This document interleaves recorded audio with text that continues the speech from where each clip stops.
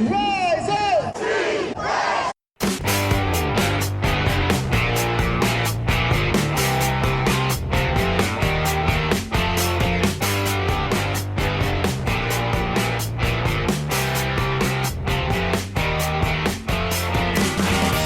This is the Rise Up See Red podcast, all about the Arizona Cardinals and the NFL, featuring insider and outsider perspectives. Enjoy the best hour of Cardinals talk on the web.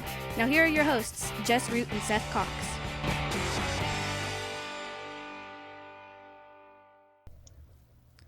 Hello, Arizona Cardinals fans, and welcome to the latest edition of the Rise Up See Red podcast. I'm your host, Jess Root from CardsWire.com, the Arizona Cardinals site from the USA Today NFL Wire. My co-host is Seth Cox from RevengeOfTheBirds.com, Arizona Cardinals site from SB Nation, and he is also one of the hosts of the original Draft Breakdown podcast. Seth, can you believe it? This is episode 329. And we have a 6-0 Cardinals team, something we have not seen, something that has not existed in our lifetime. Literally not in our lifetime. No, we haven't. And I mean, it's crazy because no Arizona Cardinal fan has ever seen it, ever. You had to be a fan of St. Louis, right? Or was it Chicago? I don't even remember. It was 1974, so that was still St. Louis. But I'm like, Yeah. I'm old. I've got kids in college. I was born in 77, so I wasn't around for that. Seth's a lot younger. He's got a gazillion kids, but he's younger than I am. So he's a youngster still. And I'm old. I don't even know what that's like. I remember 4-0 2012. 4-0 2012. And that turned to poop so fast. Yeah, where we knew it was probably too good to be true. But come on, this 6-0 team, and honestly, let's put this out there. When we said this before, like with the win over the Browns, and we're going to talk more about this, there's no one in the league who's better. You look at the national publications, power ranks, whatever. Like the resume that the Cardinals have is better than any resume that is out there in the NFL, because they beat the crap out of a Titans team that just beat the Buffalo Bills. They beat the crap out of a Rams team that beat the Tampa Bay Buccaneers. They beat the crap out of a Rams team. So these are three playoff teams from a year ago that they beat the poop out of. And they took care of business against Jacksonville. They had a scare against Minnesota, so they were lucky but there were things like they played a game that they could have lost, but still managed to win it. They made plays, and they still could have lost it. But look, the games that they played an incredibly physical game against the 49ers, and then they beat down three playoff teams. And I don't care what it is at this point. The way this team is built right now, the way they're playing, there is nobody better than they are. You could put, like we were talking about for the show, there's a bunch of teams kind of right there on the same tier. The Cardinals are right there at the top of, if you're talking about literal Super Bowl contending teams. This is crazy to think, but this is really a Super Bowl contending team. And anything less than right now, anything less than a nice run in the postseason is going to be disappointing, honestly. Yeah, it would be. And it's one of those things that you look at and you've seen just how good this team can be and what they can compete, or where and how that they can compete. And that makes you excited because you see a team that's able to win in different ways. You mentioned it. I mean, you had the blowouts against Tennessee, LA, and Cleveland, where they just dominated a game from start to finish. You had a shootout nail biter against, a good Minnesota team. Minnesota's a good team. They're fighting for a playoff spot. You had a brawl against the San Francisco 49ers, who tried to make it that way, and you found a way to win. And all of that plays into the idea that this team is better than we expected. And quite frankly, farther along than what we were expecting. Absolutely. Absolutely. And that's the thing. So we thought, and it's impressive on both sides of the ball because, one, we know offensively they're doing things that they've not done before. They've scored over 30 points in 5 of 6 games. But it's the defensive work that's been impressive because they've allowed 20 points or fewer in 5 of their 6 games. They are now number 2 in the NFL in points allowed. They have I think it is number 2 defense against on third down. Let me double check that. No, number 3 in third downs and number 2 on fourth down. And no one has faced more fourth downs as a defense than the Cardinals this season. It is absolutely impressive. They're one of the best offenses in the league. They're proving to be one of the best defenses in the league, even though we know that there appear to be flaws on this defense, but the team defensive play, plus the fact that their offense is so good, makes their defense better. So it's not just, we look at teams we're talking about, Kansas City, their defense is a problem, and it's affecting their offense. The Cardinals' defense is good enough where because their offense is so good, that defense can be great sometimes. And I think that sets them apart over a lot of these other very good teams in the league because their defense is playing at such a high level. Yeah, their defense is playing at a high level. And what you're finding is that this is a team that has, an ability to kind of match up with their opponents in different ways. I know that the Browns were missing some key players in their top-rated rushing offense, but this is the third time that we've seen them really put together a good run defense against a team that knows how to run the ball well. Well, then never mind the fact that the Cardinals were missing three of their 6 top frontline guys. You lose Chandler Jones, you lose Corey Peters, you lose Zach Allen. I mean, right.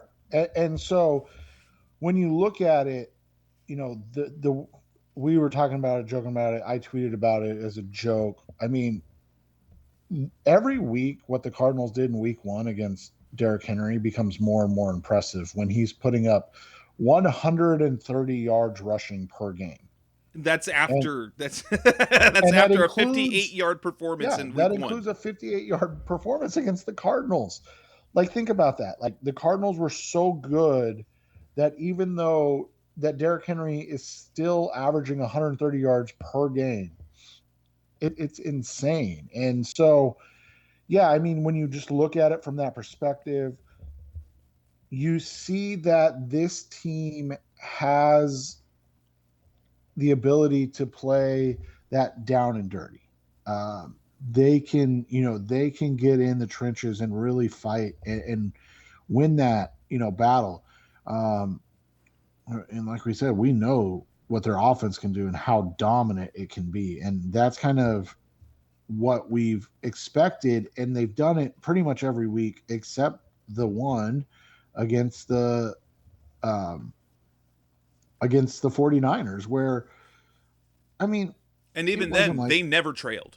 They never relinquished. They were never tied. They were never trailed. That was a game that they just were controlled. They didn't play their best, but they didn't play terrible by any means. No. And here the crazy thing is, and when we're gonna, we've talked a little more about kind of where the status of the Cardinals is right now. The rich just got richer offensively. Imagine that the Cardinals, and that's what we're gonna lead. Then what we've already led with. We're gonna talk about the trade for Zach Ertz.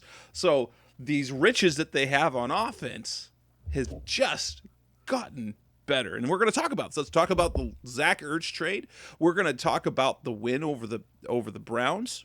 We're going to talk about the COVID outbreak on the team and what in the world is going on with COVID with this team. Even there were no vaccinations, and then lastly, we will look at a game that, call it a trap.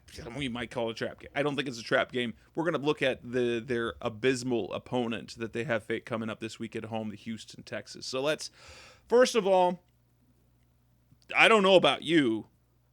I'll tell you, I saw the DeAndre Hopkins trade coming. I got tipped off a little about that. The J.J. Watt signing, I was prepared for. The Zach Ertz trade, I was like, wait, what? I did not think that they would go that route. How surprised were you at the Ertz deal? Yeah, this was the most, out of left field that we saw.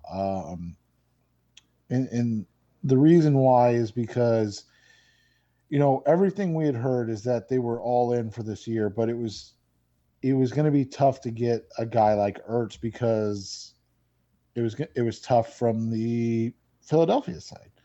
They kind of just wanted too much. And that's And not to then say they Zach. didn't get anything for him. Right. They And that's got not a Tay Gowan. Now, granted, there are some Cardinals fans that are massive fans of this kid. But and you and I were excited yes, about his potential. yes, but ultimately they gave up a sixth round quarterback that they weren't going to have active this year and a fifth round pick next year. Now, Gowan could turn out to be great, but the fact of the matter is he wasn't going to be active this year, and the emergence of Marco Wilson makes it so that, with both Wilson and Murphy playing well, Gowan was going to struggle to find a place to play. And in addition, you know what you can find every year in the 6th and 7th rounds? Guys with the athletic traits with the question marks that Gowan has. Honestly, you can find that in almost every single draft.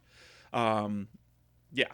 And so, in terms of what they gave up to get Ertz, and what was the wait? Why was this trade not done earlier? Why did Philly suddenly decide that this was enough? I don't get it. I think the deal is easy. Like you give away a guy you picked up on day 3 and a day 3 pick next year. That's such that's a no-brainer if you can make the financials work. Right. And it was all about the financials at the end of the day. I mean, they had to figure it out, get it together, make it work. And they did a great job with it, because they're hoping now that they can, kind of get Zach Ertz for the remainder of his career here in a, I don't want to say cheap because that makes it sound like they're trying to be cheap, but in a way that it's not a huge, you know, it's not a huge financial barrier to them, and that it'll be a guy that they can have, probably like a 2-year, $10 million type deal where they have a guy that's a tight end, a true tight end one, and then you can bring back a Max Williams off a knee injury and not worry about it. I mean, if you have Williams and then Ertz, like your tight end room, honestly, it's older, but it becomes a strength. Absolutely, and I the truth of the matter is that there's some financials that the Cardinals have to do or have had to do to make this deal work, because Ertz comes in due just under $5.7 million the rest of the year. And the NFLPA site had them just shy of $3 million in cap space. Now, the truth of the matter is that this is not a difficult thing to do because he has 2 void years that don't affect the Cardinals cap space right now, like they did with Rodney Hudson. And so a simple thing to do would be to simply, okay, shove him some money up front with the $5.6 million left. So say you give him 4, you do, or even $5 million up front, and then that cuts down the cap hit for the remainder of the year significantly, and then you've got 2 extra years after. Well, actually, this year it would forward to next year unless they restructure his deal and uses those 2 years on an extension, which, you have to think that was already kind of on the table. And from what the reports were, they didn't say, they haven't talked about they want to make him a featured piece of the offense. Now, I've got a question for you. Does Ertz become automatically the most talented tight end the Cardinals have ever had since they came to Arizona? Yeah, I would think so. I mean, I thought when Max was healthy, he was obviously a phenomenal player for this team. I know he was never going to be an All-Pro. I know he was never going to be a Pro Bowler. But I mean, what they asked him to do and what he did was beyond the pale, and it was he did it at such a high level. That being said, I mean, Zach Ertz is a Pro Bowler, 3-time Pro Bowler. He is a guy that has played and won a Super Bowl, been, set the NFL record uh, with his receptions for a tight end, all of that. And at the end of the day, that's not something that the Cardinals have ever had. So I would say right now, yes. I mean, obviously he's got to play at a high enough level. Right. But just from a pure talent standpoint, yeah. Honestly, because here's the thing. I think, Jay Novacek, when he left the Cardinals back in the late 80s, after in 1989, he became arguably the best probably the best tight end in the NFC at that time. But the Cardinals didn't unlock that talent. And part of it, he's playing in an offense that had Smith and Troy Aikman and Michael Irvin. Right. Yeah, when he was at best the fourth option. Right. And then if we talk about the tight ends that they brought in, the most, perhaps talented tight end the Cardinals have brought in, or the most productive pass-catching tight end that the Cardinals have had, was Freddie Jones when they brought him in 2002, and that was 2 years removed from 71 catches. Now, granted, that was a different NFL at that time, but Ertz comes in with the best resume of any tight end that the Cardinals have literally ever had, ever. So, Freddie Jones had 170 catch year. Zach Ertz has 5 years of at least 74 catches. He has 116 catch year. He has an 88. And then his second year in the league, when he was, he only started, quote unquote, 5 games, he had 58 catches. He is in his career averaging a ton. And you could also argue, okay, Jermaine Gresham came in. Honestly, if you look at Jermaine Gresham when he was brought in, he was probably, up until that point, probably the most talented tight end that the Cardinals have ever brought in. And Zach Ertz exceeds that by far. He's a 3-time Pro Bowler. He really, honestly, he fits the profile of what they're doing. So he's not a Pro Bowler. He wasn't like a Pro Bowler right now. So Roddy Hudson, J.J. Watt, those are all guys that they brought in that were previously multi-year Pro Bowlers who are on the other half, so they are no longer the best at their position. Well, Hudson, you might argue, still is, but they're still up there in talent. And honestly, how I'm even boggles my mind. How is he gonna how good can this offense be adding him to the lineup? Because I will say, Max Williams is a very good tight end, and he's probably a better blocker, and he is a better blocker overall. He does a better job of the dirty work than Ertz does. That doesn't mean Ertz is bad at it, but Ertz is a better tight end than Max Williams, and they were getting Max Williams, when he went down with that injury, was actually pacing for more production than Ertz this year. So, which makes me wonder, what is this offense going to look like when you have a legitimate, not a Dan Arnold type potential pass-catching tight end, but when you have the trio of receivers that they have, plus the explosiveness of Rondale Moore, and now add Zach Ertz to that mix, is there any way for any team to defend their passing game?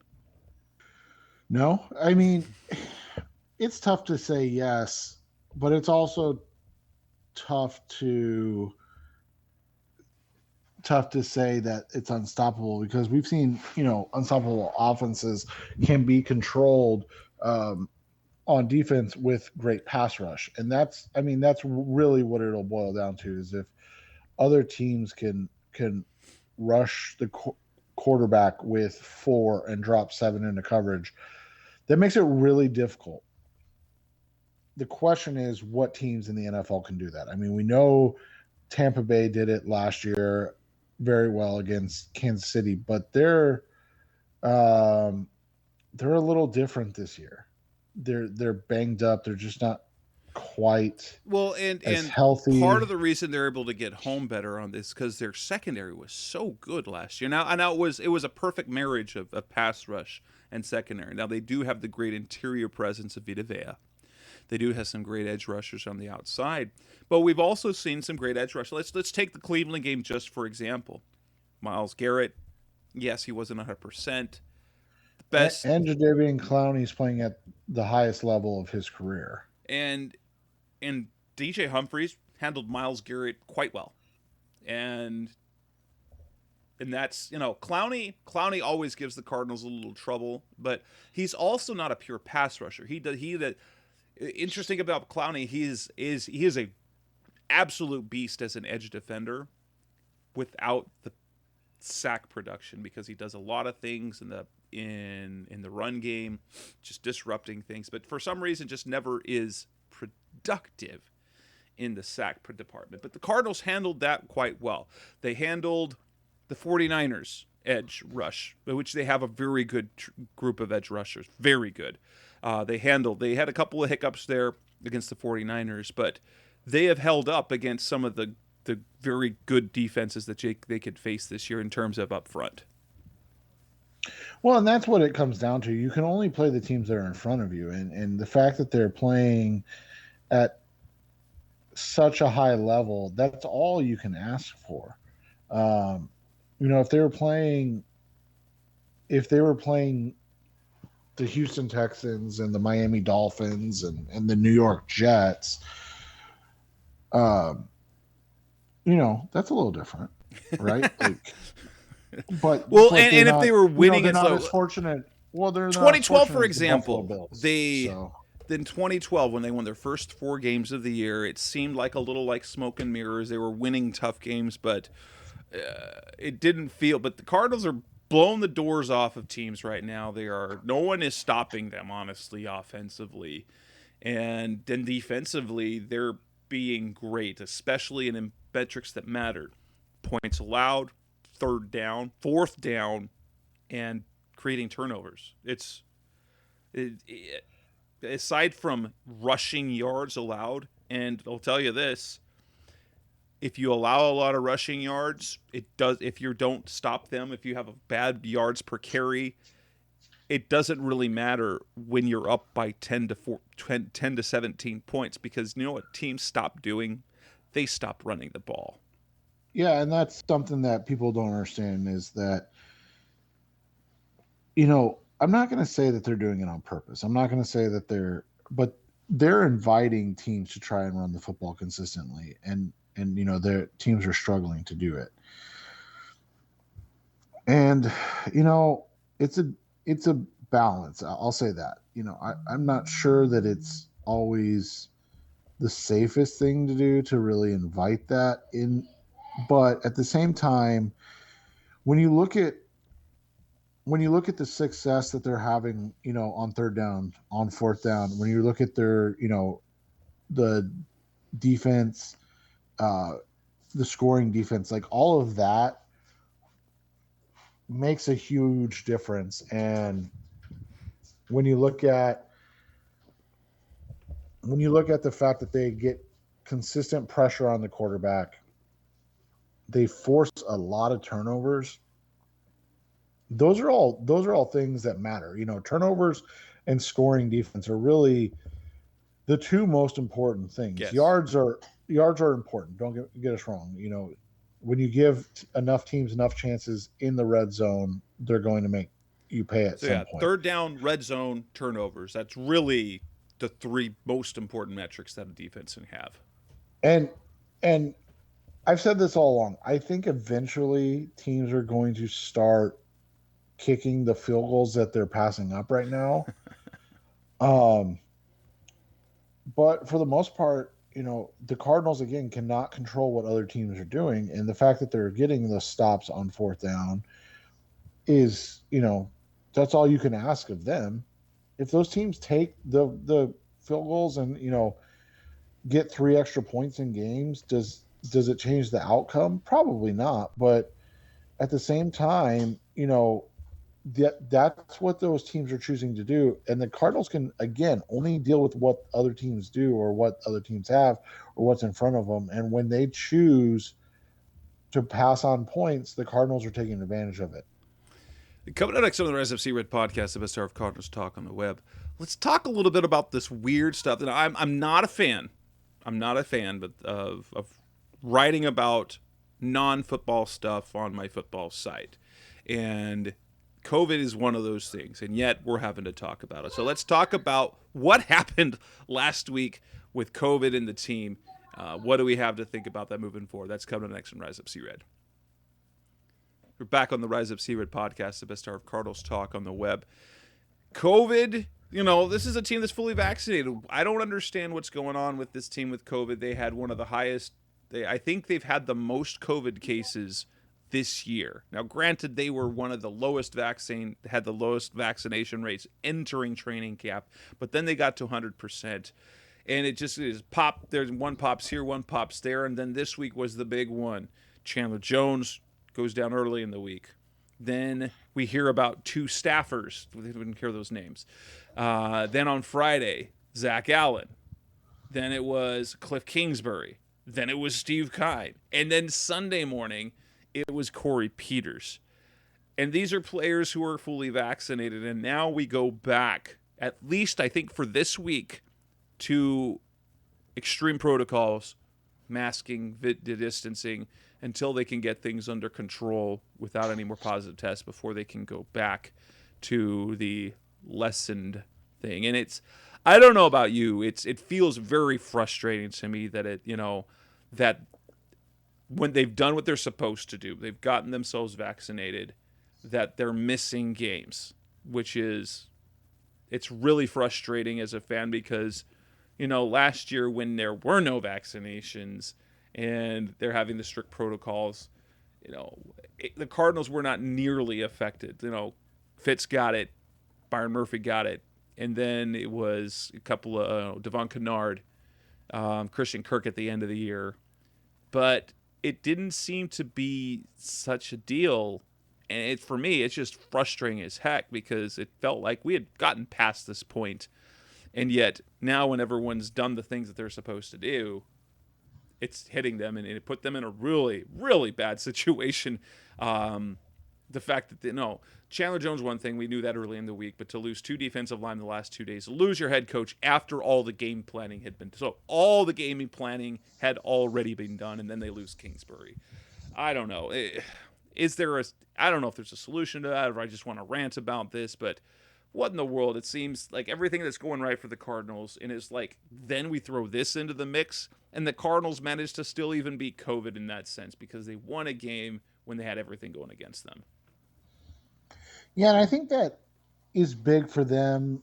It's frustrating, and obviously you don't want it to happen as the season goes along and you get closer and closer to the playoffs. But at the same time, I think it was big in the sense of the confidence it built for this team. You look at, like you said, not having your best pass rusher, and you end up with, I think they had 5 sacks in the game. Yeah, two for Marcus, 2 for Jordan, and then Jordan Hicks. I guess I need to specify since Jordan Phillips was finally back, and then JJ Watt got his first one as a Cardinal, despite having his worst game according to PFF as a Cardinal. Which is so dumb. Whatever. My gosh. And then you've got the fact that the offense, they had some issues, especially early, the timing, things of that nature in terms of getting plays in, getting personnel groupings in. But we've seen that too with Cliff. I mean, it happens. It is what it is. I just think that this team is different. And it's different in the sense that it is, a group of guys that kind of know that they're really close to the end. You've got JJ, you've got AJ Green, you've got a guy like Robert Alford that's basically playing with house money at this point, right? You've got Corey Peters. I mean, you've got Rodney Hudson. All of these guys that know that this may be it, and so they are able to focus in and keep the guys engaged and focused consistently. And I just think that that's a big difference from everything else that we've seen with this team and with other teams before, is that there's this it's similar in terms to what we saw in 2015 with that team with Palmer and those guys, and they ran out at the end, and I think that's the kind of goal right now, is that to have that same mentality, have that same quote unquote all or nothing And you know what? feel to it. What I like about this team that's different than that team is because even the coaching staff is veteran, because they had a first year defensive coordinator, James Betcher. And if you remember watching that all or nothing where they showed the Carolina game in the playoffs, you know what it looked like? A defensive. He had no idea what to do. Vance Joseph has been around the block a few times, and I think there is this air about this team that's so exciting. And we talked about it before the year, in that we thought that this team had the potential, and I saw every team in the NFC West had a Super Bowl ceiling, but even with not everything going right, they're showing it, and it's something to behold. And even with these stupid positive tests coming up, and it just feels like this is a group that's not going to let little things get in the way. Absolutely. And so, I mean, obviously, God forbid an injury comes along. That's a different thing. But they're taking, I mean, this 1-0 mantra is really actually something to behold for this group, and the way that they're so focused on every game. And I mean, obviously we've watched a ton of football, you and I don't remember that many teams that have this kind of feel to it in terms of just the way that they're approaching the season. And I'll say this. I think it's really a credit to Cliff Kingsbury, the fact that everyone is buying into this. And then no one gives Cliff enough credit, and part of that is because he doesn't take it. There are so many questions about him. The non-disciplined team, this college offense, this pretty boy offense, and the league figured him out late last year. I think it really shows. This team, and the quality of Cliff Kingsbury as a coach, and the fact of this culture that he helped build. You might argue that says a lot has to do with Steve Keim because of how it's been doing, how this was constructed, because these are Keim's players that Kingsbury is coaching. But he has really, there's no doubt to this. The players love playing for Cliff. They love playing for Cliff and Vance. They believe in that duo, and it's time to give him a little bit of credit. He's proving to be a quality NFL head coach. Well, I think a couple of things that he's done that he doesn't get enough credit for is, one, he's really delegated well. He's a guy that listens, and he's a guy that adjusts, and I don't think he got enough credit for that. One of the things that people tend to forget about college football is that so much of it comes down to recruiting and just the talent that you have on your side. And let's be honest, Texas Tech they never got talent. And I mean, that's not to take shots at Baker Mayfield or they would get Patrick talented Mahomes. Players, but their depth was, they would get a couple of great players, and then the rest were talented players. But right. They couldn't compete in the NFL. And this, what I like about Cliff, I love what Cliff said. he defers as like, this league's not about coaching, it's about players, and the players believe that he believes in talented players, and I've said this before. I believe this, that when it comes to the difference that coaches make, I think there is a very, very small number of coaches that are difference makers in how a team, and ultimately it comes down to situation and personnel that you have, what makes a coach great. And other than that, everyone else is, because I don't think that there is an incapable coach in the NFL. None of the head coaches, like even Steve Wilkes, things got out of hand there. He's clearly not a bad coach. He wouldn't have been in the NFL as long as he had been if it weren't for being able to coach. Now that said, my goodness, I'm loving what this team is doing. COVID or not, it's beating down everyone. COVID's getting in their way. They're sidestepping it. They're going over it. And I think that's a lot. They have great depth, and they've actually had some fortune that things happen. The fact that Jordan Phillips was coming back the week that they had 2 positive tests in the defensive line room. And that's going to be big. If he stays healthy, that's a big boost to that interior defensive line. Yeah, and there's no pun intended on that. It is a big boost to the line, and it gives them. And he was disruptive too. Right. I don't think people understand the importance of him as an interior pass rusher, not as a run stopper, but what he brings as a pass rusher, because now all of a sudden, who do you double team? I mean, so you either do one of two things. You either have to take guys out of the routes, which teams have been doing. Right. Especially with Chandler Jones. Or you have to get the ball out quickly, which teams have been doing as well.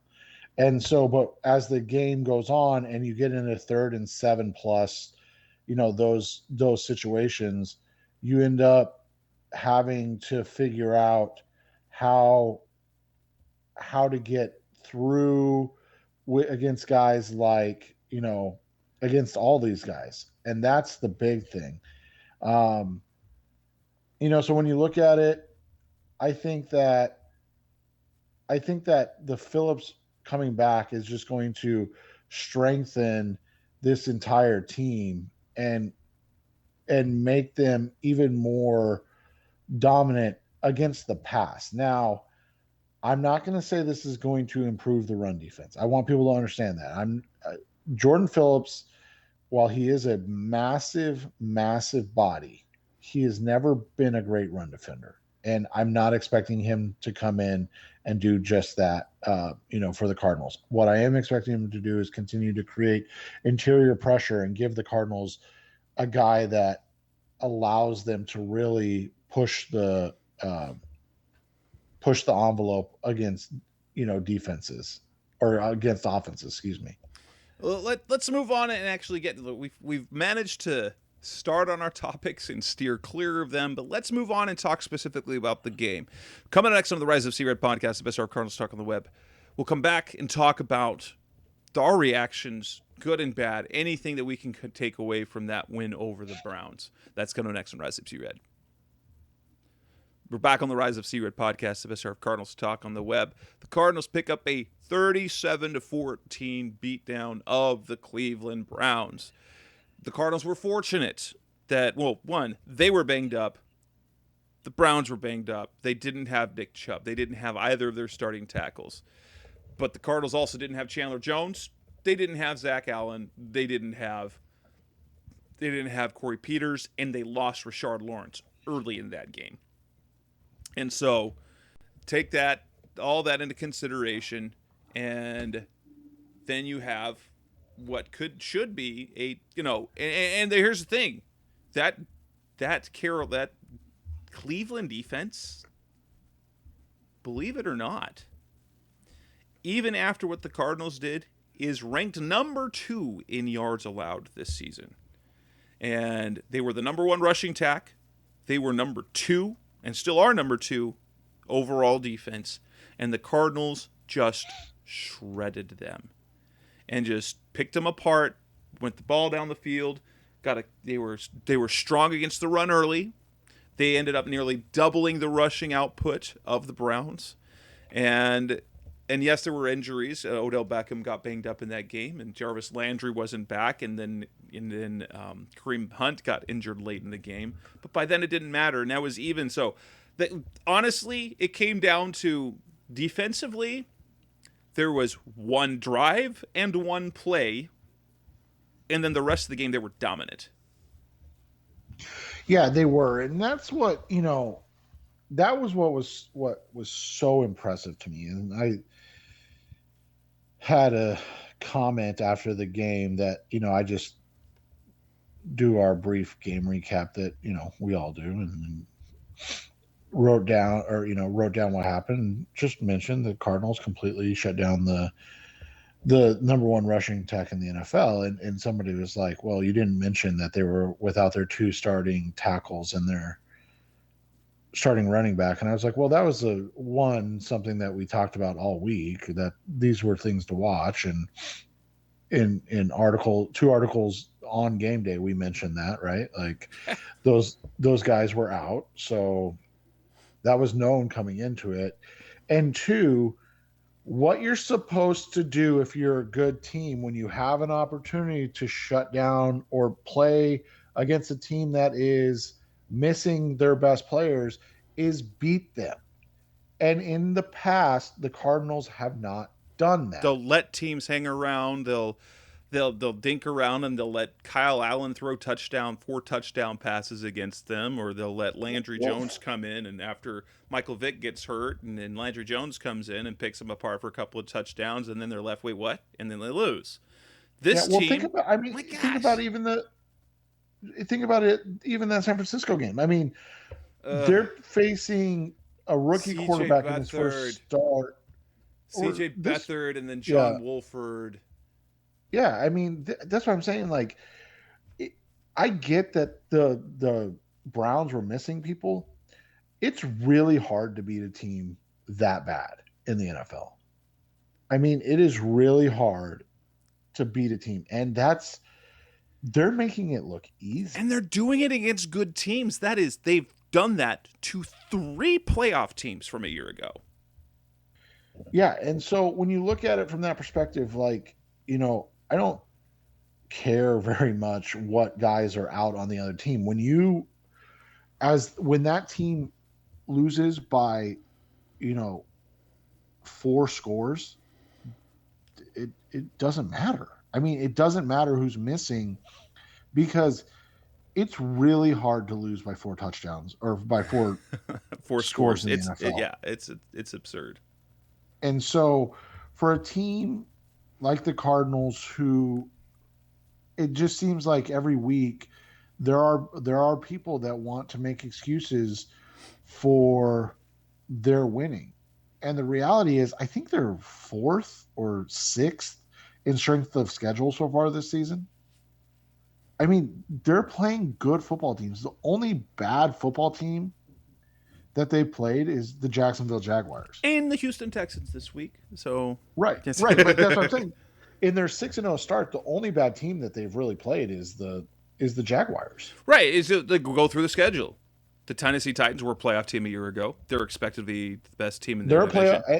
And they're a playoff team right now. Yeah. I mean, remember, for everything that's been said, the Bills are now behind the Titans in the playoff standings. Yup. And then Minnesota. Now, they weren't a playoff team last year. They're a team that's expected to battle for a playoff team, so they're not bad. So they're and they're a wild card contender in the NFC. Then you've got the Jags. They're a mess. But then you've got the Rams and the 49ers. The Rams were a playoff team a year ago. The 49ers. I mean, the Rams, when the Cardinals beat the Rams were literally the Super Bowl favorites right into that game. And then they beat the 49ers. Now granted, the 49ers are one of those teams that everyone they were for a little bit, they had the best odds to win they had better odds than the Rams to win the Super Bowl at some point.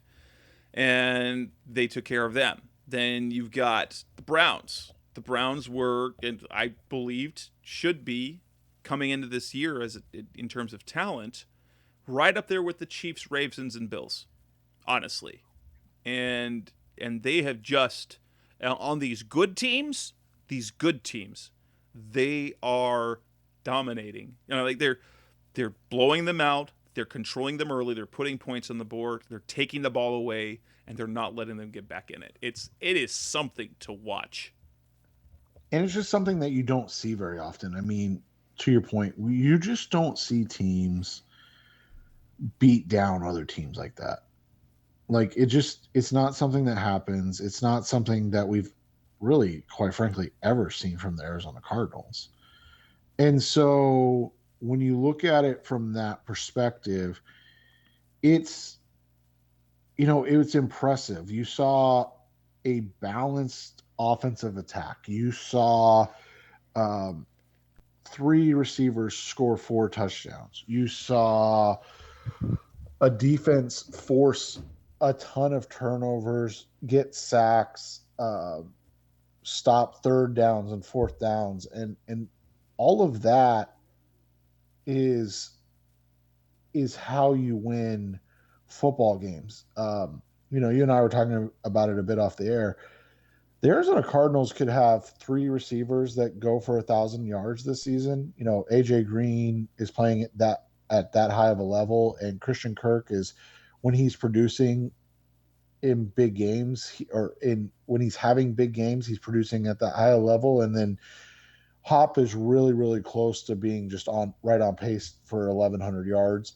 And by the way, 17 touchdowns. But when you look at the other side of it, they're so balanced that like they could have 3 guys like we said off the air, they could have 3 guys with 1,000 yards, and they might end up with 4 guys with 800, and none of them get to 1,000. Right. And now, like you said earlier, now you throw Zach Ertz into the mix. And you're like, that's so many riches in terms of offense. And so at the end of the day, the thing that is happening right now is that you're seeing a team that's developing, chemistry. You're seeing a team that's developing a rapport, and a team that really is buying into, as you said, what Cliff Kingsbury, Vance Joseph, Steve Keim are selling. And I think a lot of that comes down to you've got guys in AJ Green and Rodney Hudson on the offense, and then you've got JJ Watt, Corey Peters, Jordan Hicks, and Buda like Baker now. Buda Baker has become that guy. Yeah, and even like a Robert Alford, who are saying, guys, this might be the best chance we ever get as a team. Like, we've got to put this all together and really make it worth our while this year. And you're seeing the guys buy in. And one of the things I think more than anything else that gets undersold is the maturation and development of Kyler Murray, the leader. You and I aren't going to get into anything specific, but I'll tell you this. And Jess knows, this as well. Kyler finally feels like this is his team, and that he's the guy, and he's the guy that can call out players. He's the guy that can did you read the story about, before the coaches can even say, hey, let's do it again, that Kyler's telling guys, hey, get back in the huddle, we're doing this again, or get back on the line, we're running this play again, that wasn't good enough. Like, that's where he's at now, and it's just different. And I think that attitude and that mentality, the NFL stands for not for long for a lot of things.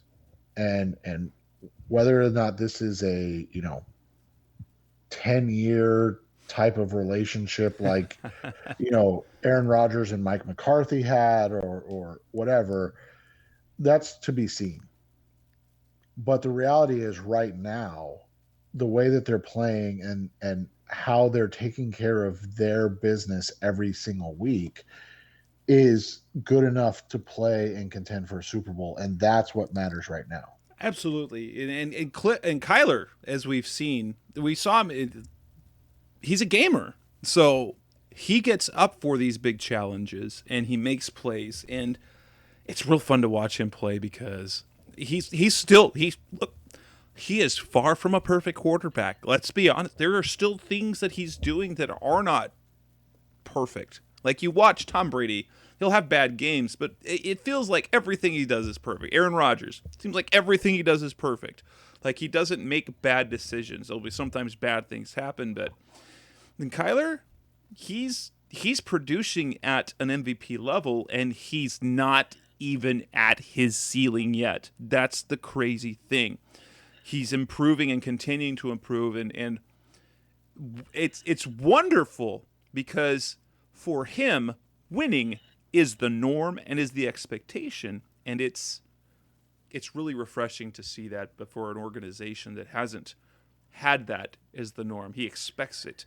Now, some of the other players on that were, let's just talk about some of these critical contributors who are not only filling in.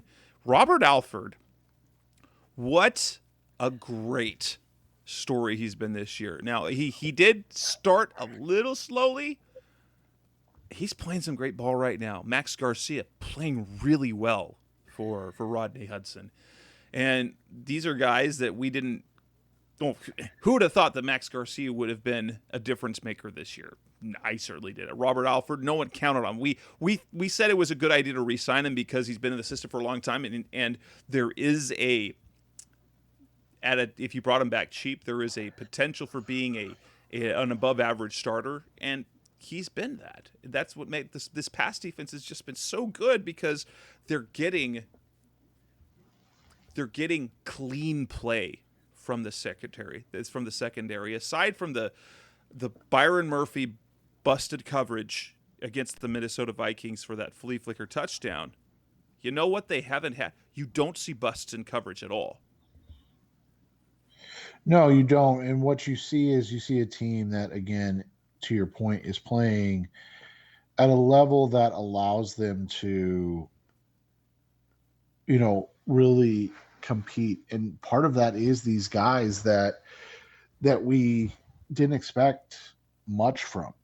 And that's not a shot. That's just reality. I mean, to your point, you didn't expect Robert Alford to be a contender for, comeback player of the year.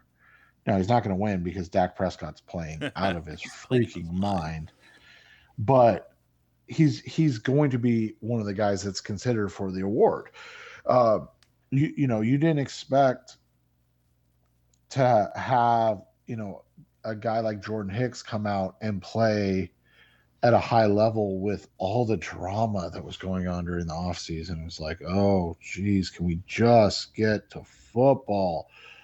I got it. Like, it sucked for him, and he was unhappy. And it does suck, man. Like, the idea that you're not good enough is hard for anybody, but think about athletes and the fact that this is all they have, right? Like, and now you're being told you're not good enough. Then you're given the opportunity to go get a trade, and everybody's just And basically nobody like, wants you. right. And so, like, this dude is playing like he's got a chip on his shoulder.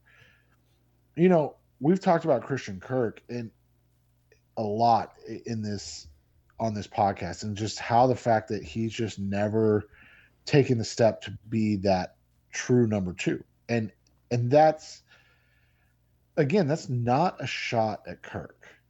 It's just the reality that he never took that step. But what you're seeing this year is, one, he's in the slot, right?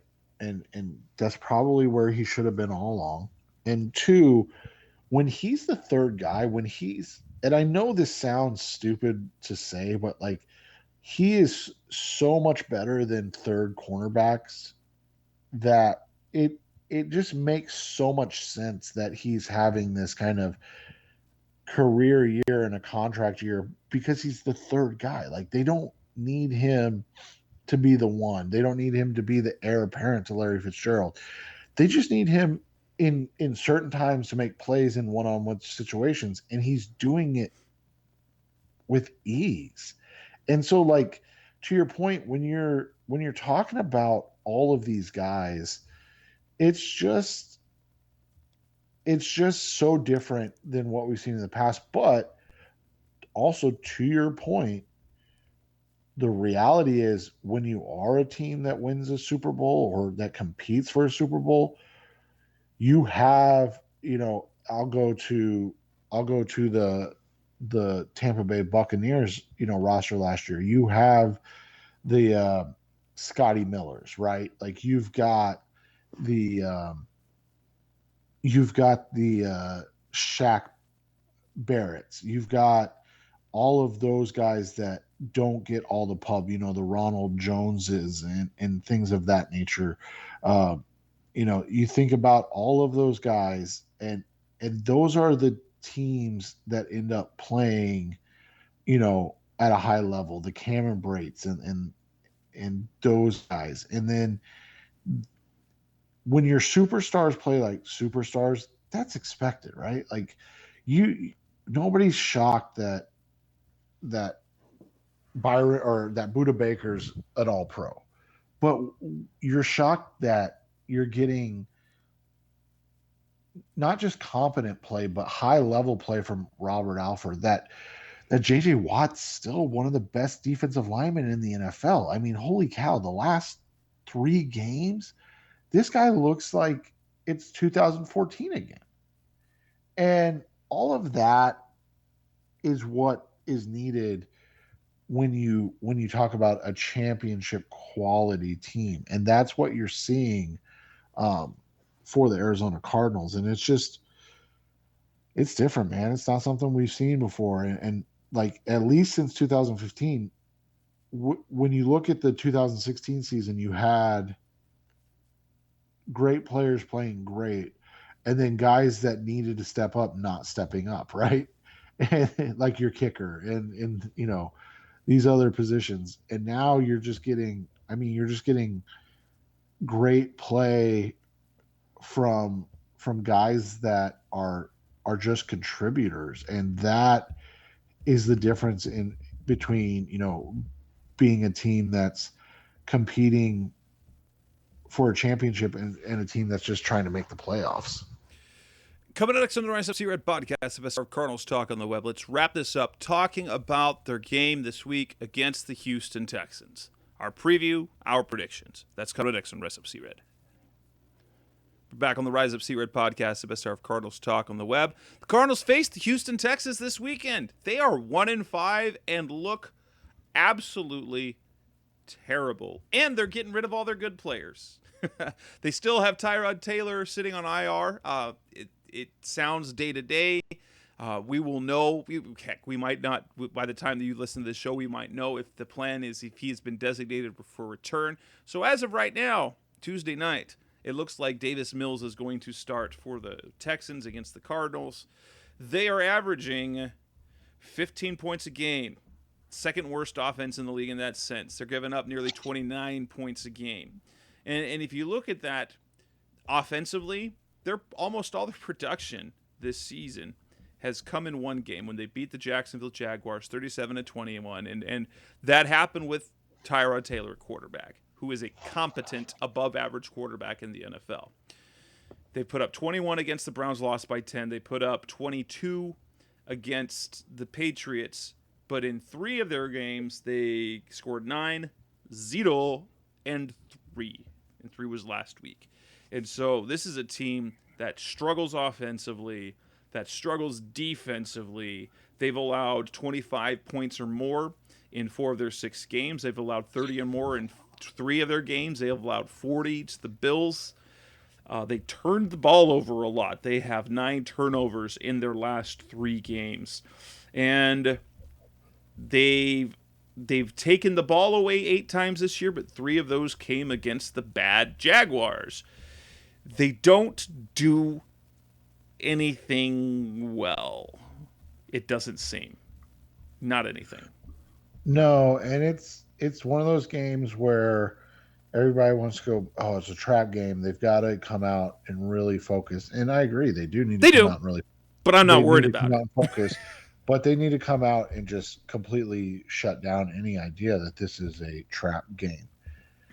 In fact, what they need to do is they just need to come out and really just break the will of the Texans in the same way they did to the Browns and the Titans, and really just create this whole idea that this is uh, a great team, and that they're not going to take weeks off. And again, I think one of the big things for this team is the fact that they've got so many veterans that kind of understand. And this is, I mean, you hit on it. This is a big game for DeAndre Hopkins and JJ Watt. It's their old team, and honestly, Hopkins, he's not. It's not like JJ, who, he didn't have a problem with the organization. He just wanted to move on. They weren't going to pay him. They weren't going to extend his contract. DeAndre, they disrespected him in a way. Bill O'Brien said, "Oh, he's not practicing enough. We want different guys. We want guys that work hard." And then they traded him for a second-round pick. He really felt that in his core. So he's a guy. Hopkins, more than anything else, despite he wants to win, but he also wants to show that other team what they're missing out on. This is not a game that will be it's almost called a trap game. There's no way this is a trap game, because they're going to play this game for JJ and for DeAndre. Yeah, and it's one of those games where you're going to see this team, I really do think, come out quickly and just kind of put the boots to the Texans and not really give them any hope. And that's, to me, that's a sign of a very good team. A team that comes out and doesn't waste any time, waste any movement, and just really comes out and is able to dominate from start to finish on both sides of the ball. I think, to your point, this offense is really bad. I mean, this is like Ryan Lindley. It's a little better than Ryan Lindley. I'll say like Kevin Cobb like offense. The running game, bad. I mean, David Johnson. Oh my gosh, that trade. David Johnson, he's got 20 carries for 79 yards this year. Yeah, it's almost like they don't even use him, and they just traded an all-pro wide receiver to get a running back, and then they're like, you know what, we're okay. I mean, they went out inside Mark Ingram, so clearly it's not. Well, they went out inside all the running backs: Mark Ingram, Phillip Lindsay, Rex Burkhead. Like, what are you doing? They do have a couple, like Brandon Cooks, very good. Jonathan Greenard, they have a young pass rusher that's looking promising, but then they cut Whitney Merciless, who is probably their best pass rusher. And so things are. They don't make any sense right now. No, they don't. And so, this is a game you expect. I'm not expecting 400 yards and 5 touchdowns from Kyler Murray, and 3 or another 200 yards rushing. But what you do expect in this game, I think you expect them to get out to a lead and kind of not necessarily take their foot off the gas, but it'll be the James Conner grinded out second half. Right.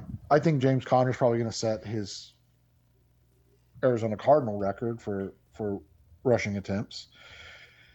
And yeah, I think this is going to be a game where you're going to see kind of who the Cardinals are in terms of really figuring out their ability to stay focused, stay engaged, and then set the tone that this is, hey, we're a great team, and we're not going to take any team lightly. Instead, we're going to, really embrace this 1-0 mantra every week and continue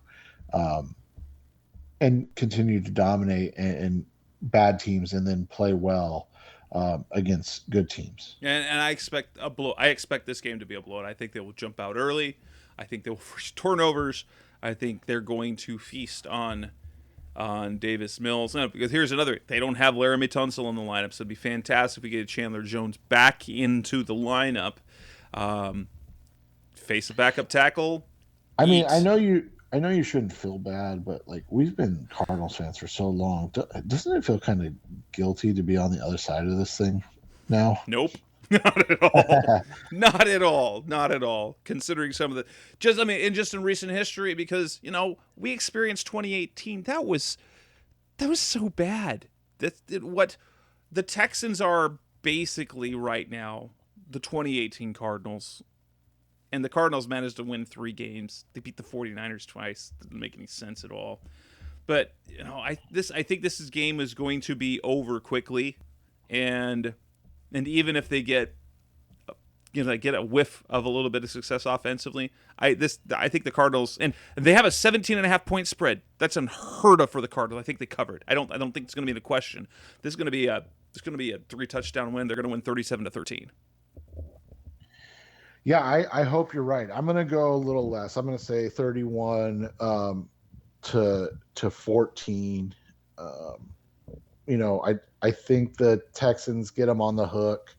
And so I'm going to go 31-14. I think the Cardinals get out to a big, 24-0 lead going into the fourth quarter, or not in the fourth quarter, but they get out to a 24-0 lead and then end up, giving up a couple cheap ones in the third and fourth quarter.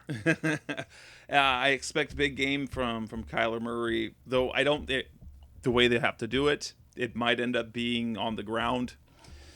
And here's the thing, this is probably one of those games where they dominate, kind of like with the Browns, but they don't hit that 400-yard mark, because when you take over with the field position that they did and they're forcing turnovers, you don't have a long field to go down to gain yards. So they put up 37 points without getting 400 yards, which is pretty impressive.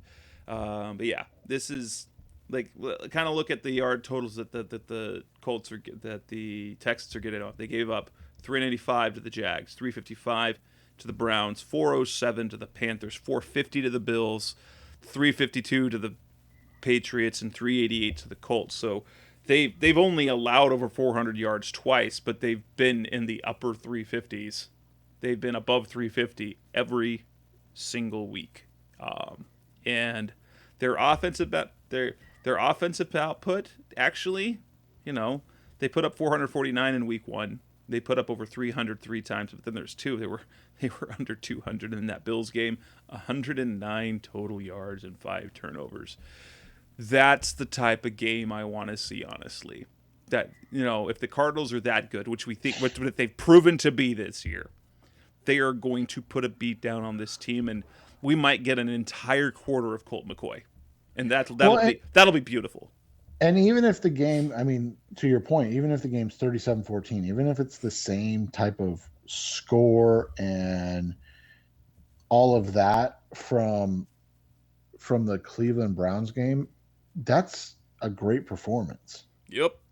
And I think everybody would be okay with that. Absolutely. And with that, we'll go ahead and wrap up this show.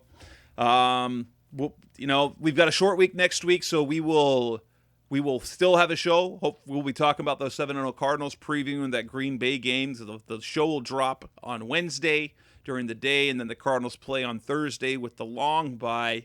But we'll be at mid-season as well, so we'll get the mini bye next week. And that's that. So that's on behalf of the Rise of C-Red podcast, that's Seth Cox. I'm Jess Root. Thanks for listening. We'll be back again next week. Go Cardinals. Thanks for listening to the latest edition of the Rise Up C-Red podcast. Listen to previous episodes and subscribe to the show on Apple Podcasts, Stitcher Radio, Audioboom, or many other podcast platforms, so shows are delivered directly to your mobile device. Please give the show a 5-star rating and always support the sponsors who support the show. We'll be back soon for the best hour of Cardinals talk on the web. Rise up, Red Sea, be Red Sea Red, and of course, Rise up, Sea Red.